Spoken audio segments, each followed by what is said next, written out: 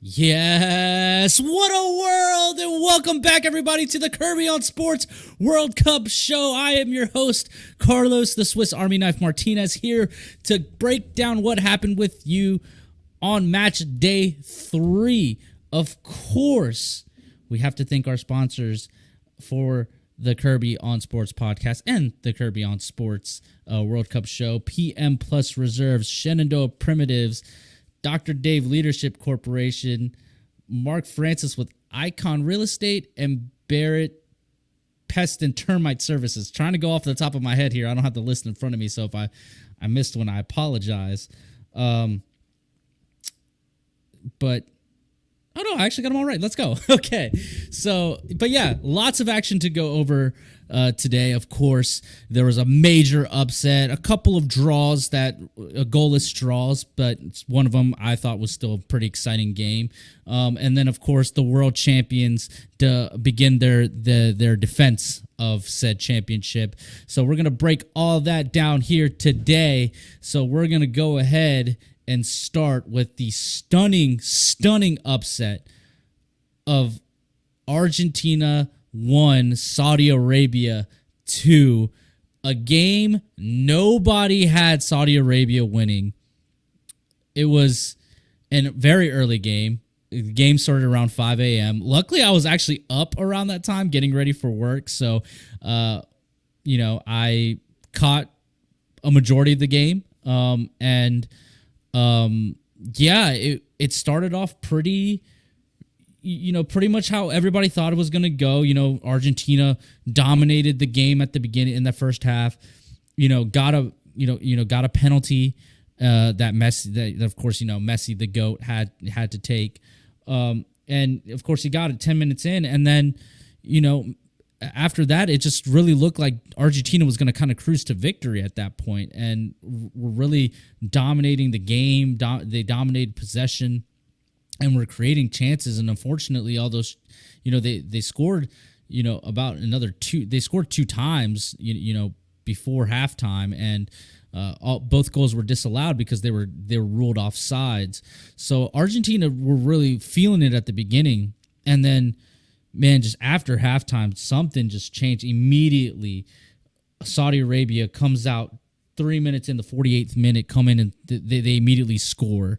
And you felt the momentum sort of start to shift, right? And it started feeling like Saudi Arabia was feeling it. They were starting to go for it. The atmosphere was crazy in that stadium too, and it was mostly coming from obviously the Saudi Arabian fans who share were right next to Qatar. So a lot of their fans were able to make it to come see this game. And of course, this is the number 3 ranked team in the world, I believe Argentina is, and I believe Saudi Arabia is ranked 54. My numbers might be a little off there, but I believe that's what they said on the broadcast, that Saudi Arabia is 54, Argentina is number 3, and it was unheard of. And at that point, like, it started to look like Argentina just didn't really have anything. Their defense was kind of sloppy, not really, not really like pressing their better skill, I guess you could say, onto the Saudi Arabian players who, I think it's testament to the fact that I'll get into this point a little later. But let me continue with what happened in this game. And then, so like, you felt the momentum kind of shift. Then it started looking like Saudi Arabia had Argentina kind of on the back foot. And then eventually they get the stunning goal in the 53rd minute, from, hits the top right corner. And like, man, like it was absolutely insane, man. And, the crowd was going crazy, and then they just held on to win. They really showed a masterclass on defending in that second half, and shutting down Messi in that fantastic Argentina, attack. And Argentina had a couple chances, Argentina had a free kick that's in Messi territory, right? That's in the Messi range, where he gets he can get a beautiful knuckle or curler, into the net. But yeah, it was a disappointing start for Argentina, man. They're obviously one of the favorites to win the tournament. They're my pick to win the tournament. It's not over, right? Like, but this is going to be tough for them to kind of come back from, right? Like this was kind of the easy give me game. They still have a game. They still have games against Mexico and Poland. That's their next two matches. They have to kind of win both of them to kind of ensure they go on to the next round. It's not out of the question, right, that just because they lost this first game doesn't mean that they're not going to win the World Cup, right? I immediately thought after the game was over, I thought of Spain 2010. They in the 2010 World Cups, Spain, who was regarded as one of the best teams in the world, who also at that point had been pretty much an unstoppable team, until they came up against the U.S. in the Confederations Cup. Just saying. But yeah, their World Cup tournament started pretty rough that year. They lost to Switzerland in their opening game. Now obviously Switzerland you would think is a tougher opponent than Saudi Arabia, but still, nonetheless, they lost their first game and then they went on to win every other game after that to eventually lift the World Cup trophy in 2010, and thus start and collect the second trophy out of their hat trick of trophies where they won the Euros twice, and then they had the World Cup in between those two Euros. So for Argentina, it's not over. It's not like they're you would think that they're definitely better than Mexico and Poland. They just have to get it together and really, play the soccer that we know that they can play. They have great quality on that team, and anybody counting out Argentina, don't do it just yet. Don't forget they do still have Messi, and Messi is still, this could be the wake-up call that they needed. Obviously this breaks Argentina's 36 unbeaten streak, right? They've been unbeaten in 36 games.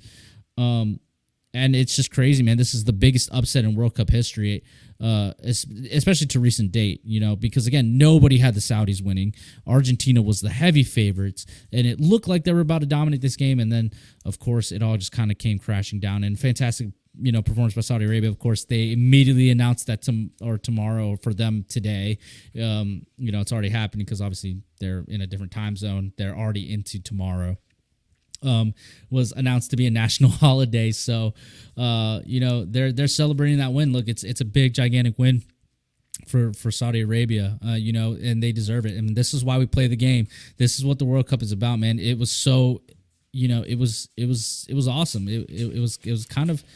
It was endearing to see, man. Like, it was just like, man, like, I can't believe Argentina is really about to lose to Saudi Arabia. Like, you were kind of you're kind of there hoping, like, come on, like, don't be that team. But, like, even with a draw, it would have still been considered a loss, I think, for Argentina, because they were just such heavy favorites to win this. And, it'll be interesting to see how they rebound. And I think they'll rebound. Of course, like I said, they got games against Mexico and Poland, who played each other today, and we'll get to that.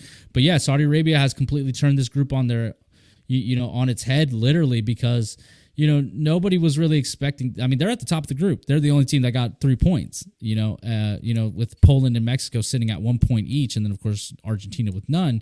Of course, people had thought that after match day, after the first round of games in this group, everybody thought it was going to probably be Argentina 3, probably be the same thing with Mexico and Poland. And of course, Saudi Arabia was going to have no points. Just to clarify, the United States played Saudi Arabia, as a little pre World Cup warm up, in September, and we went to a goalless draw with them. So, suck it, Argentina. I guess our defense is better than yours. I'm kidding, of course.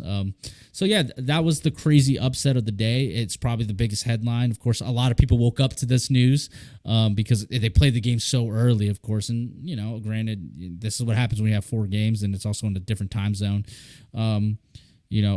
Halfway, on the other side of the world, so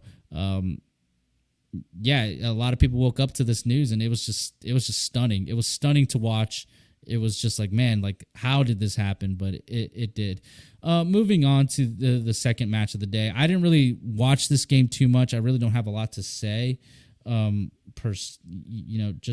just didn't. This game didn't really interest me too much. But this is a lot of people's dark horse team to possibly be able to pull off this. In this World Cup. Of course, I'm talking about Denmark versus Tunisia. They went to a 0-0 draw. it seems to me as if Denmark really controlled possession here, 62% to compared to 38%. They were actually outshot surprisingly 11-13, but Denmark had more shots on target, 5-1. Kind of a rough start, I guess you could say, for Denmark. Just because a lot of people thought that they could possibly be the Croatia this season, or not this season, this World Cup, right? Croatia in 2018 made a Cinderella run to the final, and of course eventually lost to France, but they were not really on anybody's radar. And Denmark is kind of has that feel this year to a lot of people. I don't necessarily know if I agree with that, but I think for sure they are, they're kind of motivated, of course, because of the, Christian Eriksen injury that happened, or not injury, cardiac arrest, situation that happened last year at the Euros, and how the thought that he was never going to play again, that he might not be able to play again because of his heart, but he was able to make a comeback, and here he is now in the World Cup, playing. It'll be interesting to see how they kind of rebound from this. They got, they have obviously France and Australia next. So like I said, I don't really have a lot to say on this game. It seems to me like this game was not really that interesting of a game. But I just don't really have a lot to say. So let's move on to Mexico versus Poland, who also went to a 0-0 draw, but it was this game I did catch in bits and pieces. Obviously, I was working during the day. They played this game at 10 in the morning. So I was able to catch, a good majority of the game while I was, working. But, here's what I'll say. I was talking to, Kirby and Dan a little bit, because we obviously recorded the normal podcast, but I was talking to them and telling them how I watched the Spanish broadcast of this game on Telemundo, and those commentators were just like blatant. They were so biased towards Mexico. It was hilarious. Obviously the man of the match of this game was obviously Memo Ochoa. The goalkeeper from Mexico. He made the big penalty save on, against Robert Lewandowski, one of the most prolific strikers in the world. Of course, plays for Barcelona, played many years for Bayern Munich prior to that, and was just, has been a dominant force in football for years, or soccer for years. But made the huge save, and, that atmosphere, man, in that stadium was it. I mean, I caught some of the English broadcasts too. Ian Dark called this game with Landon Donovan, and they brought up that it sounds like it sounded like the Azteca in there, and it was predominantly some Mexican fans. They travel, man, and they're they are very passionate about their national team. And listen, Mexico is kind of in the same situation that the U.S. is in. They're kind of lacking a creative number 9, but man, Alexis and Chucky Lozano, man, they are just so dynamic, so great. And Chucky Lozano especially, man, like he is the guy that like they really need to, really kind of hitch their wagon to. He's such a special dynamic player, and he was just everywhere causing problems for that Poland defense. And listen, this was a game that was really going to favor Mexico in terms of that. Poland doesn't, Mexico likes to have possession. Poland likes to kind of play on, play back and let the team kind of onto them, and then kind of hit them on the counter. But yeah, for Mexico, it was, the Argentina loss has really kind of provided them a pathway, right? They need to get something out of this Argentina match that they're going to have here soon. Mexico had 61% of the possession compared to Poland's 39%. 4 shots on target. They took 11 shots in total compared to Poland's 6 shots on target, 2. And of course, like I said, the biggest moment was the penalty save that was given by VAR, VAR, to Poland. And of course, the legend of Memo Ochoa at the World Cup continues. This is his 5th World Cup, which is crazy to think about, But this is only the 3rd one he played, and he obviously started 2010. No, I believe he started 2014, then he started 2018, and then of course now 2022. I mean, he's an old head, but he's super experienced in the World Cup, and he's got a lot of big moments at the World Cup. So, good job by him. He was obviously named man of the match, and his legend lives on. But like I was saying, Mexico really has, they have a pathway to possibly win this group. They just have to beat, if they can get something out of the Argentina game, a draw, right? If they can get another draw and then a win against Saudi Arabia, and then Argentina beats Poland, then you could foreseeably see Mexico topping the group, in which everybody thought Argentina was going to be on top, and it was going to be battle between Poland and Mexico as to who was going to be the second team out. But now there's a possibility that it could be Poland and Mexico come out, or Saudi Arabia somehow pulls something else out and somehow they win the group. Like this whole group is chaos right now. Group C is just madness now with this loss from Argentina, Saudi Arabia. Mexico, Poland are still in it. And Argentina, like I said, don't count Argentina out. But Argentina has to basically beat Mexico and Poland to kind of guarantee themselves out at this point. So, fantastic game. It's great to see Mexico back in their traditional green jerseys because, for the past 2 years, they had switched it up and had these black and kind of pink or purplish jerseys that they were wearing. So it's good to see Mexico go back to their traditional kind of jersey combination: green jersey, white shorts and red socks. Kind of obviously the Mexican flag kind of colors. So it was nice to see that. And, obviously, if there's any game you're going to watch, and, obviously not everybody understands Spanish like I do, but if there's a game you really want to watch, that's going to, you're going to feel the passion and intensity in the Spanish broadcast, it's whenever Mexico plays, because they're just unbiased. They were literally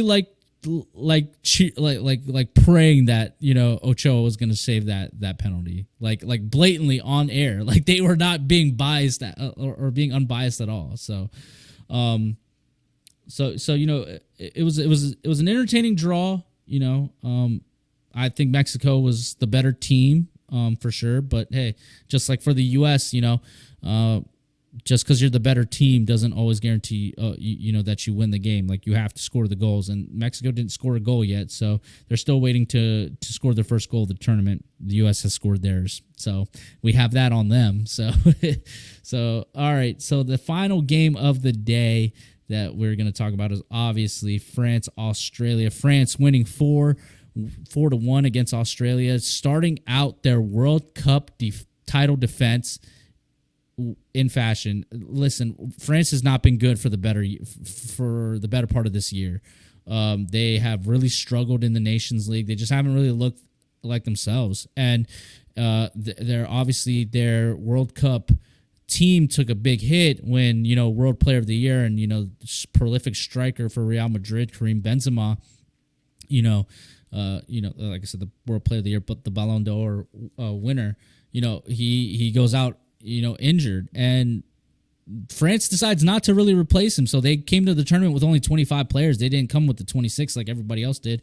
And their rationale was, hey, we won the World Cup in 2018 with 23. We'll have 25, so we can do this. So obviously that put Olivier Giroud in the striker spot. He was obviously their striker in the last World Cup, didn't score any goals, and here he was scoring. I believe he scored 2 goals. He scored 2 goals, one in the 32nd and one in the 71st minute, in this game against Australia. Of course, Australia started scoring off first in the 9th minute and really, kind of stunned France for a second. And it really almost looked like, oh my God, are we about to get another upset today? Is this just going to be that crazy World Cup day that we get every now and again where, just everything is chaos? But no, eventually France kind of, put their foot down. Obviously, Kylian Mbappe really showed out. He had he had a couple of miscues, but that goal was fantastic that he scored in the 68th minute. Obviously, like I brought up, Olivier Giroud scored in the 32nd and the 71st minute, and I cannot say that guy's name, but another France player scored in the 27th minute. So a 4-1 win for the defending champions. And listen, I think they really needed this to kind of be like, okay, like we're still that team. They looked very dangerous. But when you got Kylian Mbappe, the up and coming best player in the world, is what he has the potential to become. I don't think obviously he's around Messi and Neymar every day at PSG, but I don't think he's the best player in the world just yet. Don't ask me who obviously he's not, because he didn't win the Ballon d'Or. Obviously, people say it's Karim Benzema, and obviously you still got the Messis, and I don't think you can really put Ronaldo on that list anymore, especially with how his Man United tenure has gone.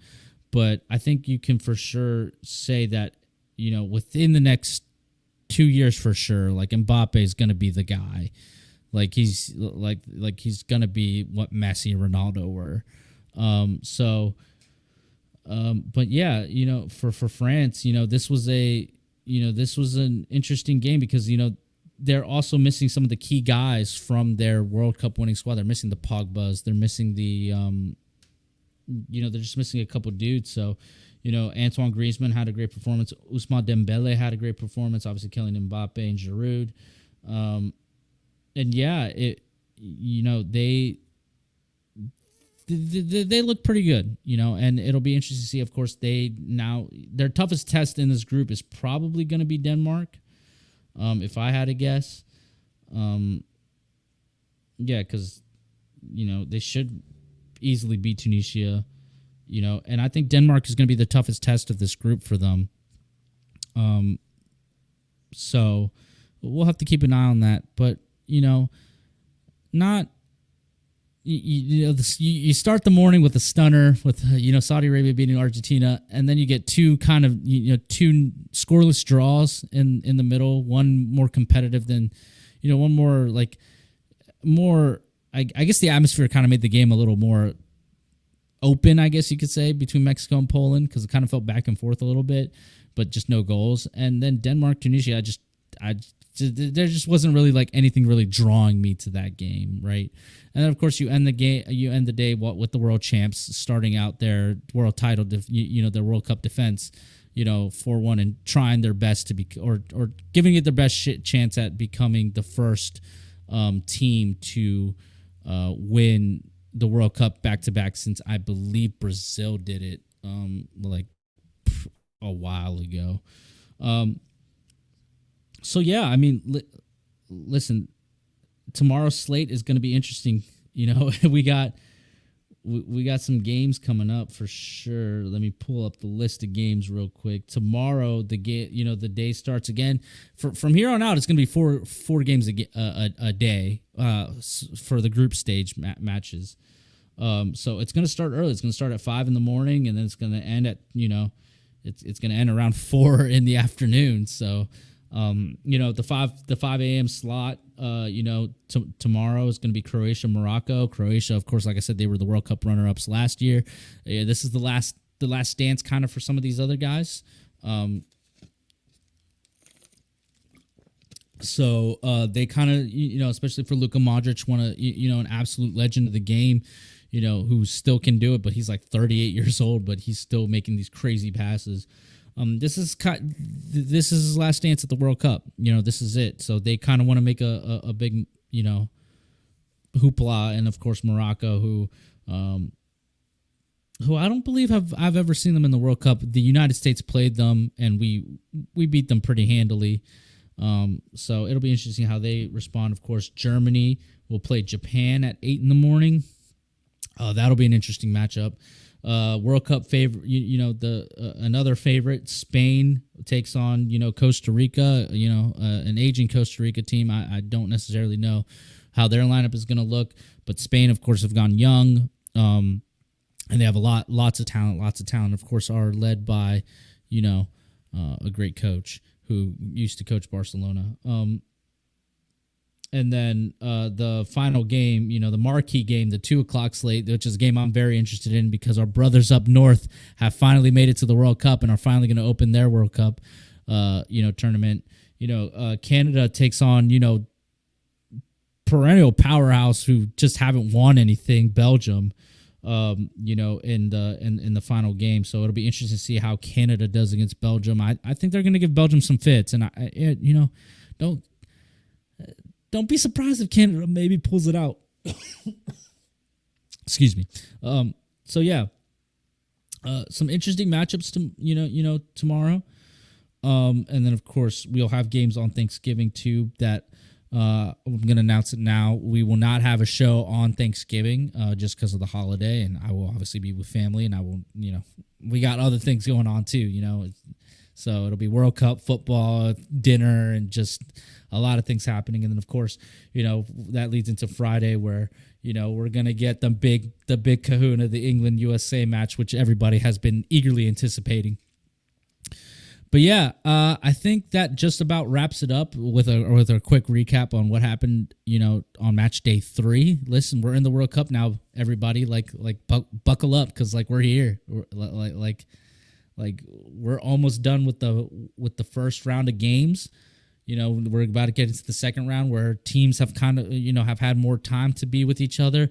We're not seeing the best versions of these teams. It was a point I kind of alluded to in the Argentina Saudi Arabia game. Saudi Arabia had you're going to see games like that, Argentina Saudi Arabia, right, with this first round because like the Saudi, and this is what I kind of thought was going to happen with Qatar, because Qatar's players had a lot of time together to really prepare for the World Cup, whereas Argentina and a lot of other nations only had about 7 days, obviously because the domestic leagues and all that, the club football play went all the way until a week before the World Cup started. So, but for the Saudis and for for Qatar and for Iran, a lot of their players play in their countries proper, so a lot of their leagues kind of stopped a lot earlier and let them kind of go be with the national team and they've had about more than a month to prepare. So a lot, and that's typically how World Cups are, right? Typically it's not you guys get together a week before the World Cup starts. But that's because the World Cup is normally in July or the end of June, July. So there's typically some time between, when the season ends, that you kind of just go straight into the national team and you kind of just automatically start working with your team. You play a couple friendlies, a little closer to the World Cup, and that just didn't happen this time just because of the placement of where the World Cup was. It's in the middle of the domestic season. So I think that really helped Saudi Arabia, that they had plenty of time to prepare for Argentina, and they clearly had a plan, and it worked to perfection. But yeah, we're here, and we're gonna see crazy results here and there. It's the World Cup, it's the world's game. Something just feels kind of bigger about this World Cup than it did in 2018. Maybe it's just because the United States is in it and I have a more vested interest in it, but something just feels bigger. Every game feels just so big and massive and awesome. But yeah, with that being said, I think we'll end it here. And yeah, so I'm a little tongue twisted right now, forgive me. But yeah, with that, we'd like to thank our sponsors again in PM Plus Reserves, Shenandoah Primitives, Dr. Dave Leadership Corporation, Mark Francis with Icon Real Estate, and Barrett Pest and Termite Services. I am Carlos, the Swiss Army Knife Martinez, signing off. I'll see you guys tomorrow for match day 4. And hopefully our brothers up north can do what so far Mexico and the United States haven't been able to do, which is get a win. So with that being said, I will see you guys tomorrow. Later.